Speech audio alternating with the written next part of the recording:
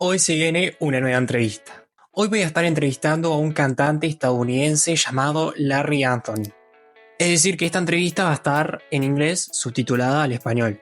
Esta no es la primera vez que hago esto, o sea, una entrevista en inglés. Hice una entrevista con Ashton Fraser, que la voy a estar dejando por acá arriba, así que si quieren ir a verla, perfecto. Bueno, como dije, Larry es de Estados Unidos, o sea, es de Norteamérica. Es lo máximo que voy a decir porque él se va a presentar a sí mismo. Si les gustó este video, por favor, compártanlo con sus amigos, denle me gusta y si les cayó bien Larry, en la descripción van a estar todas las redes sociales de él para que vayan a darle todo el amor que quieran. Ahora sí que sí, si quieren conocer a Larry, los dejo con la entrevista. I remember 12th grade, walking down the hall, I'd see my friends go the other way. Hey Nathaniel, how's it going? Thank you so much for having me. Hello Uruguay. My name is Larry Anthony. I'm a singer-songwriter, a guitarist, and a producer from Chicago, Illinois, and I'm really stoked to be here, hanging out and chatting. Let's get to it. Okay, Larry, first of all, welcome to my channel. It's nice to meet you. The first thing that I want to tell you is please describe yourself. Tell me about you. The people want to know you. Who is Larry Anthony? Describe yourself.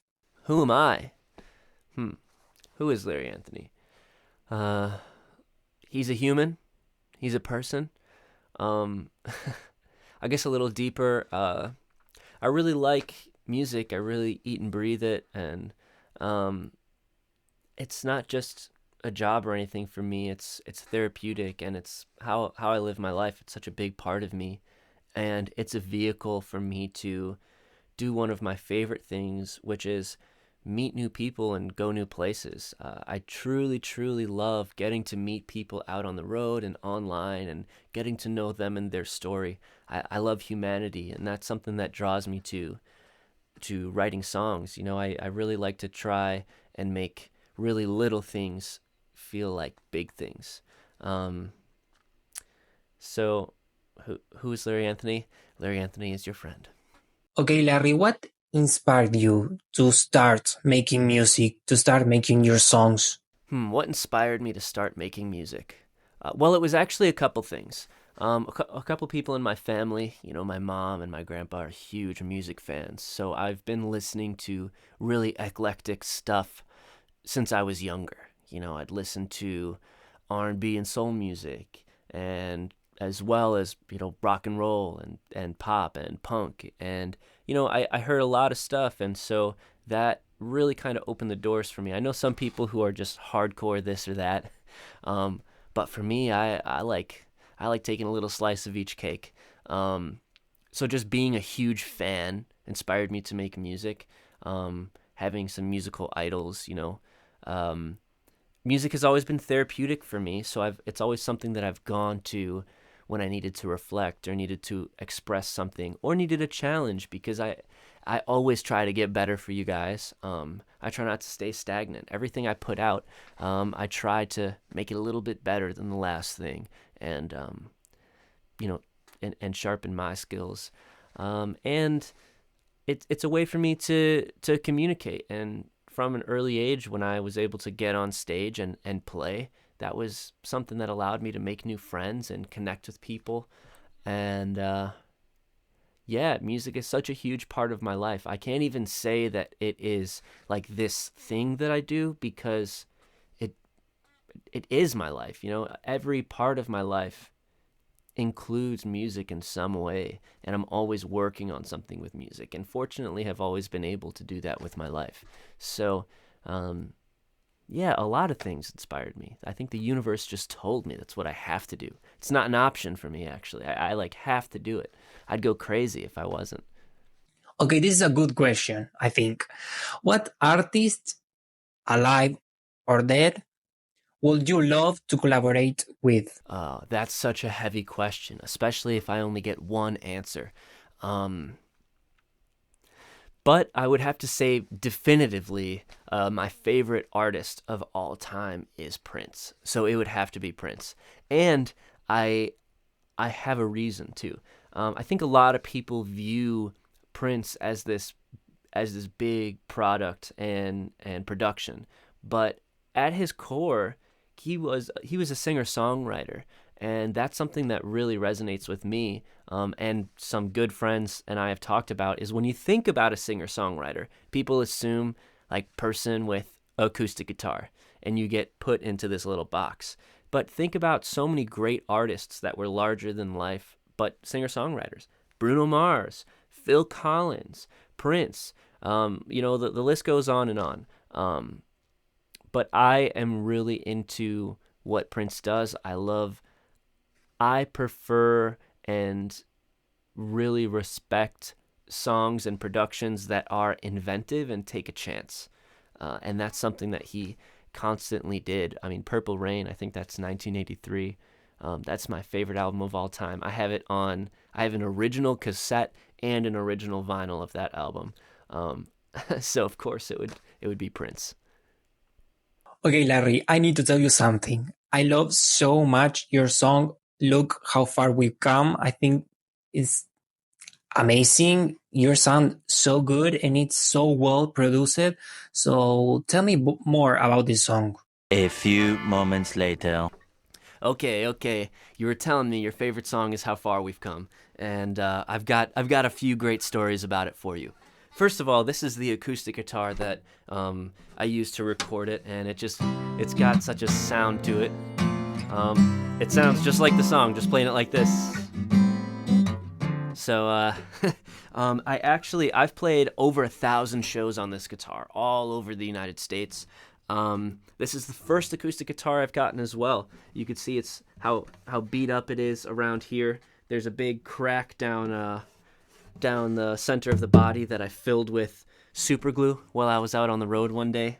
And this is what started my career. I took this everywhere, I played it everywhere, and that's a reason I haven't been able to get rid of it, is because even though this is a cheaper Taylor guitar, it served me well, and this is where I kind of earned my place in music, I think. So I hang on to that. So I guess that's the first little anecdote. The second, I guess, would be for the music video, which was really cool. I hit up a bunch of my old friends from high school because the song How Far We've Come, the theme is, the more things change, the more things stay the same. But also, reflecting on how we change through time. And so what I did for that is I thought it would be funny to hit up all of my old friends from high school, and they came out and acted in the music video, which was super cool, getting to see people after all that time, but also having to get down to business. And I think we shot that whole music video, if you watch it, I think is only 3 or 4 long sequences. Like I change costume off camera and jump back on. People are moving around and hiding to pop out and stuff in certain scenes, and it was really cool. It was really fun, and it was challenging.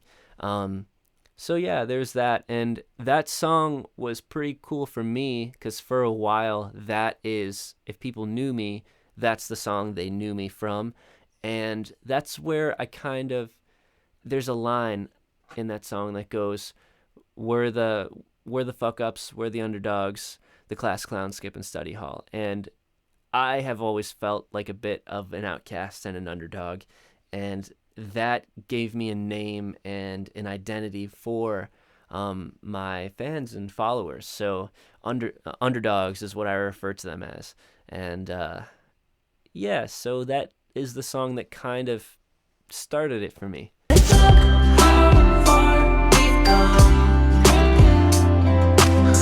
Okay, Larry, tell me, who are your main music influences? Okay, this is a good question. And I have thought about this before. I have 3 rules that really, I wouldn't say rules, but I have 3 things that really get me into an artist. The first would be having cinematic music, because music to me, when I listen, it's like watching a movie. It's a very visual experience. And some music is easier to do that than others. So I'm drawn to artists like that.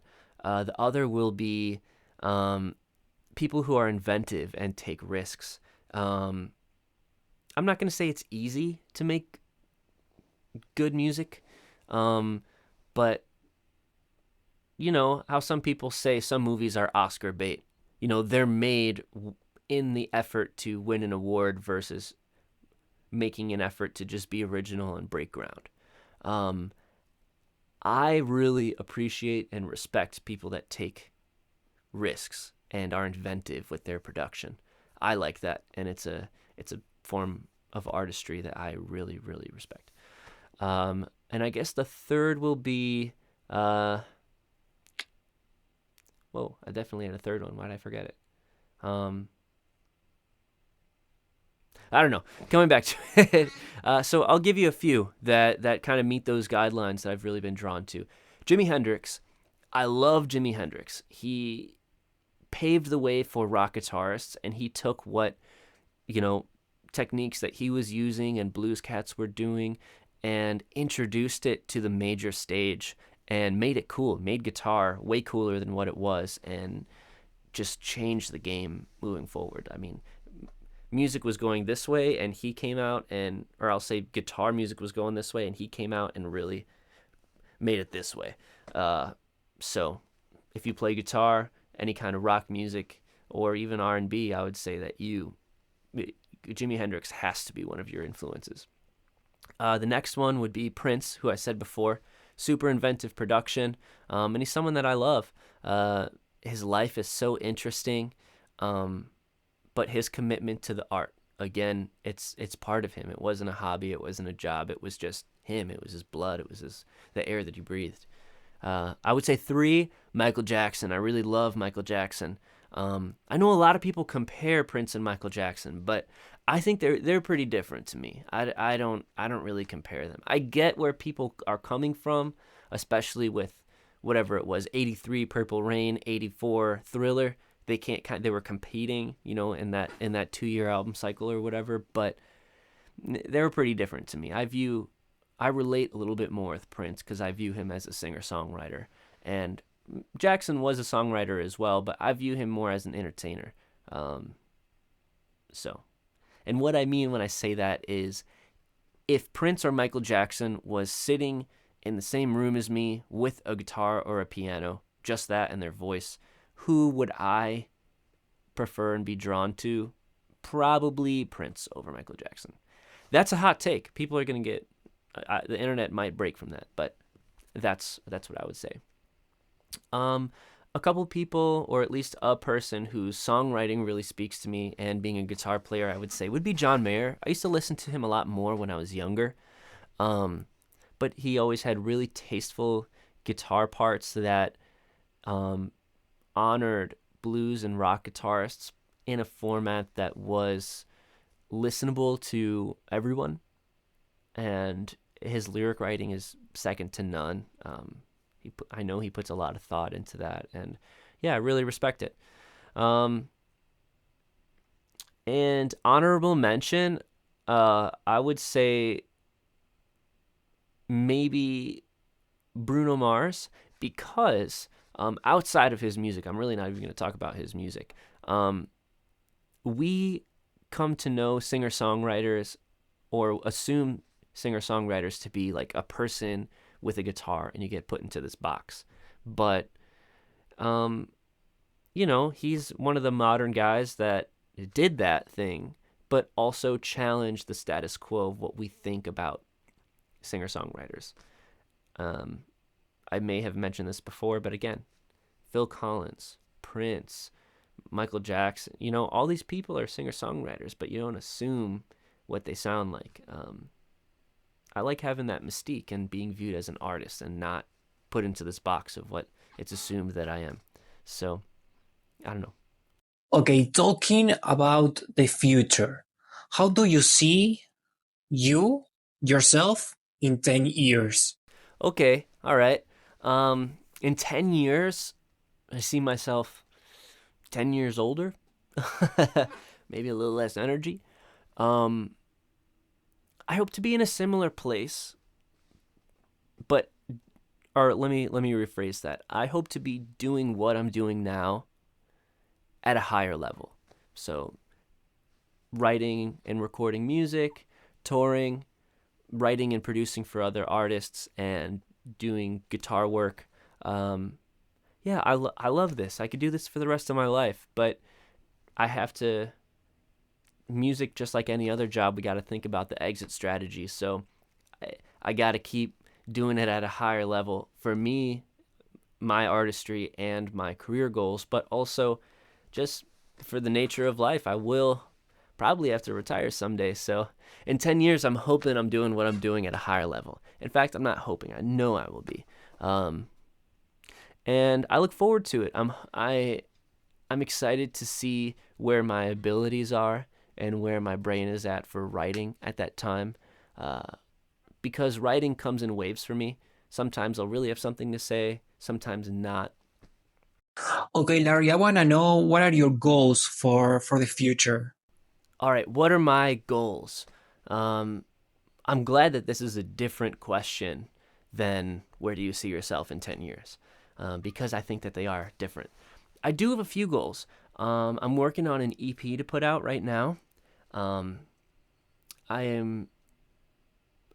going out and doing some stuff, actually playing guitar for Disney, and I'm hoping to use that time out and about to finish up that EP and put it out. My goal is to start working on a debut album. I haven't put out an album yet, and to have that out in the next year or two. At some point, I'd like to open a studio. With funny, in reference to the last question, I would like to do that in the next 10 years, to move to a more commercial space and get like a proper headquarters for my business and build a studio in there. That's my big goal. And the other one would be to get a more consistent touring schedule in the US, just be out on the road more, and putting out new music. That's something I'm working on, is having a faster pace. It takes time, sometimes I don't always broil the music. Sometimes I gotta cook it on low for a little bit and let it simmer, because sometimes it's just not right. And I know some artists that are just boom, boom, boom, boom. They work real fast. Sometimes it's like that for me, not always. So I try to put an extra sprinkle of love in there just because I got to. It's what it takes for me. Everyone's different. But yeah, so I'd like to open a studio. I'd like to have an album out and work on putting out music faster and touring more. So yeah, that's it for now. Okay, Larry, what do you think is the message that you leave to the people who listen to your songs? The message that I want to leave to people who listen to my music would be to believe in yourself, and to take the leap. Things weren't supposed to work out for me, and if you just keep swimming against that current, you'll eventually get past it. Believe in yourself, and with that in mind, know that other people, your friends, your peers, might not see what you see. They might not see that light at the end of the tunnel yet. You might just need to wait to bring them on. People don't recognize greatness in the early stages. And we all have some greatness in us. It's our job to figure out how to share that with the world. So I hope to inspire people. I hope to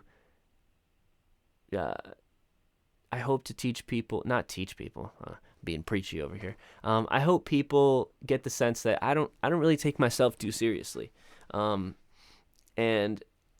I think going through life not taking yourself or things too seriously, for me, is the way to go. It makes things fun, keeps it loose, and it keeps you from getting big-headed.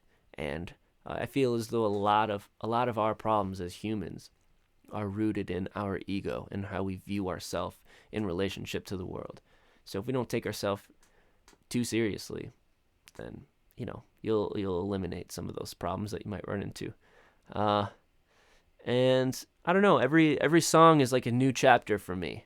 It deals with themes going on in my life or that I'm interested in, or sometimes maybe it's just a story, but each song has its own kind of message, but the main themes for what I do are to believe in yourself, not take life so seriously, and know that I'm here for you. People are here for you. It's okay. That's why I'm an underdog. It's what I call my peeps. We're the underdogs. It's okay. It's okay to go your own way. And that's why we just need to band together and get through it. Not all of us are a square peg. We don't all fit in the square peg hole. Some of us are round. Some of us are triangles. And, we can't compare ourselves to other people because we all have been dealt a different hand. But what we can do is we can all build our own doorway. If we don't have an opportunity, we can make an opportunity. And that's something I try to inspire people with. Like I said, I wasn't very good at music when I started. To be frank, I thought I wasn't very good at all. But, my passion for it and determination, I think, let me work towards having something that people like and what I like and I thought was an okay representation of myself. So, yeah, I try to have a positive message. A little angsty sometimes, but a little melancholy maybe. But I try to have a positive message. Why should people go to your channel, to Spotify, to YouTube, whatever, to listen to your songs? All right, you have to listen to my music if you like songs that are real. Like I said before, all of my songs are chapters to this long story that I'm working on. And if I sing about it, it's for real. I could have a million songs out, but I don't. Just because you're saying something doesn't mean you have something to say. And I don't want to ever be one of those artists or writers that is really saying nothing. So if you want to connect, if you want to be friends, you should listen to these songs. I've got some feel-good ones in there, but I've also got some tunes for when you're cruising down the street and you need that moment to think to yourself.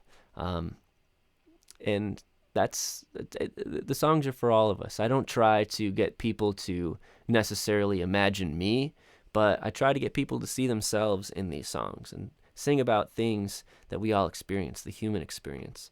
Like I said, I love people.